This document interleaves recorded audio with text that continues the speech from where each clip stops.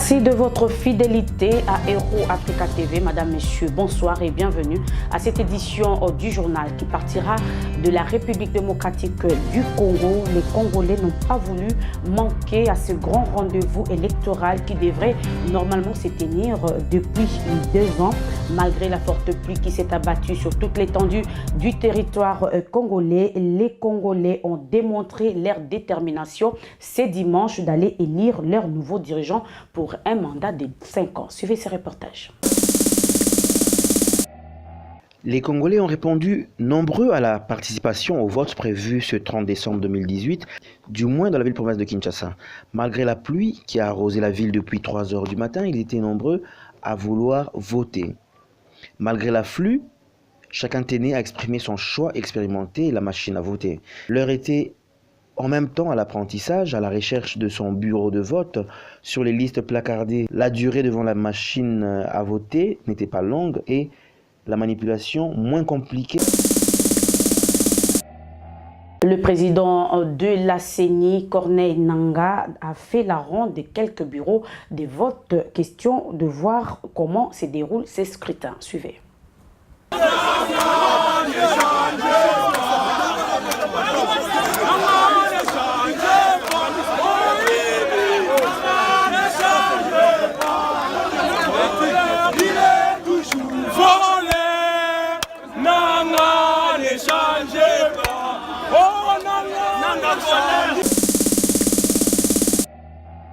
À 6 heures du matin, heure de Kinshasa, déjà certains bureaux de vote étaient opérationnels. Le chef de l'État sortant, Joseph Kabila, n'a pas dérobé à la règle. Il est allé accomplir son devoir civique dans les bureaux de la Gombe. Juste après, c'était le tour de son défunt Ramazani Shadari Emmanuel. Suivez ce reportage de David depuis Kinshasa. Les candidats présidents ont également voté ce matin à travers la ville-province de Kinshasa au lieu de leur enrôlement. Ainsi, Joseph Kabila, accompagné de sa famille, a voté dans la commune de la Gombe. De même, Emmanuel Ramazani Shadari, son dauphin et candidat du FCC. Et le candidat de la coalition Lamouka, Martin Fayoulou, a aussi accompli son devoir civique malgré son refus catégorique de la machine à voter. Et du côté de la coalition Cap pour les changements, son candidat à la présidentielle, Félix-Antoine Tshilombo Tshisekedi, accompagné d'une forte délégation de sa base, a aussi à son tour voté dans la commune populaire de Ndjili. Félix Tshisekedi, quant à lui, qui avait déclaré que son parti était un parti de masse, avait choisi de voter dans la commune de Ndjili, circonscription de la Tchangou. Le candidat du Cap pour les changements Cash n'a pu se rendre dans l'intimité exprimer son vote. Ses sympathisants l'ont escorté de bout en bout.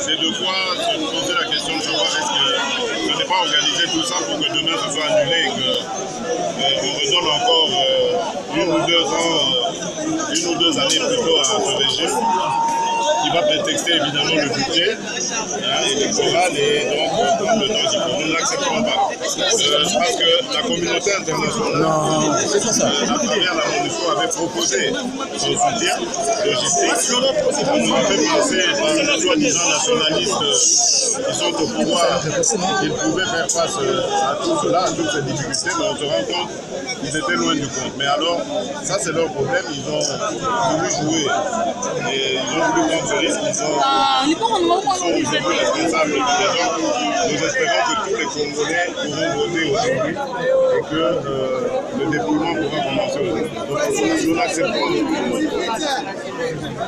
Non. Il y a encore des témoins qui jugent qu'aujourd'hui, c'est de ne pas voir donc c'est vraiment inacceptable. Mais nous suivons, nous n'en faites pas, nous suivons pas à pas ce qui se passe. Si c'est fait dans le but de légitimer le candidat du pouvoir, nous l'acceptons.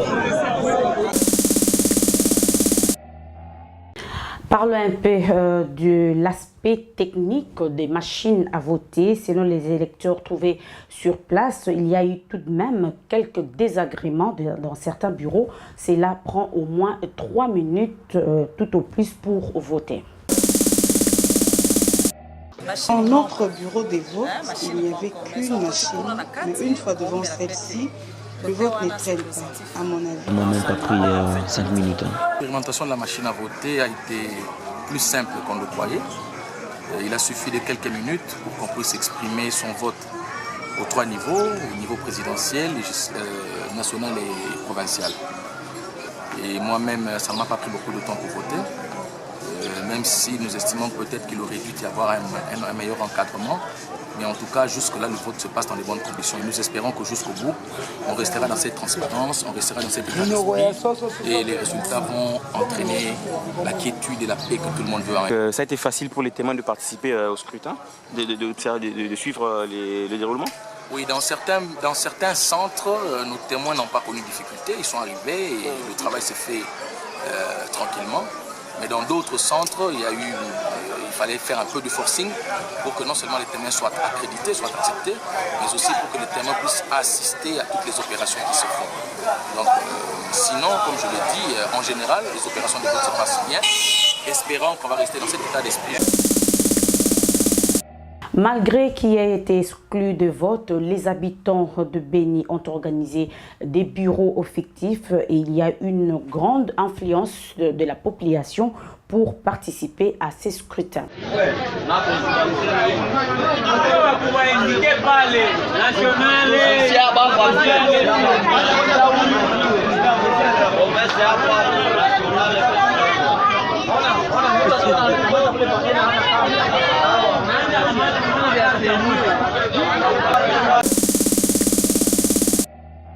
Voilà, madame, messieurs, c'est par ici que nous bouclons cette édition spéciale élection en République démocratique du Congo. Je vous dis merci de nous avoir suivis et très prochainement.